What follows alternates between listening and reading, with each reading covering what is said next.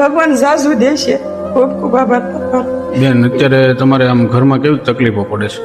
અત્યારે તો જો હું તાર દાડી નથી કરી શકતી, દપાડી નથી કરી શકતી. એટલે મારા ભાઈનો છોકરો મજૂરીએ જાય છે, એ લાવે એ રાંધે ને અમે ખાવી છે એ બધા હારવા. આજે શિવોરથી લગભગ 15-16 કિલોમીટર ટાણા ગામે આપણે આવી પહોંચ્યા છીએ.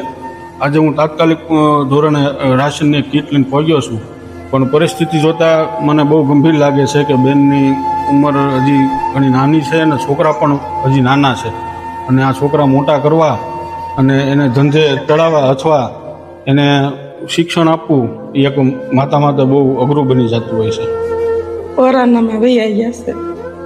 કોરોનો નહોતો પણ તાવ આવી ગયો હતો ને કોરોનો કે મને કોરોનો થઈ ગયો છે કે. તો બેનને તમે રૂબરૂ પણ આવીને મદદ કરી શકો છો, અને કદાચ તમારે રૂબરૂ ન આવી શકતા હોય તો નીચે નંબર આપેલો છે, એ નંબરમાં તમે કોન્ટેક્ટ કરો.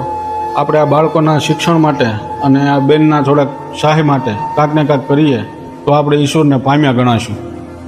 બેન, આ અમે થોડુંક રાશન લાવ્યા છીએ અત્યારે, તો આમ તમે મારા ખૂબ ખૂબ આભાર. અમારો તમને ભગવાન જાજુ દેશે.